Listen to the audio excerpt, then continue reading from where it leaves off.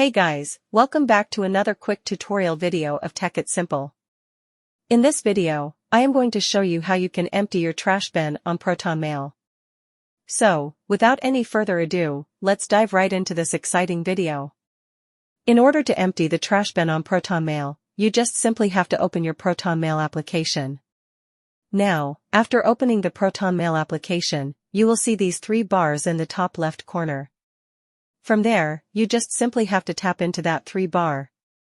Now, after coming to here, you will get so many options here like inbox, draft, send, start, and many more. You just simply have to select this trash icon in here, and then you'll get all of the email into your trash bin. Now, you don't have to do much. You just simply have to click into these 3 dots in the top right corner. From there, you will get this empty folder option. Click into that and then confirm the process by clicking OK.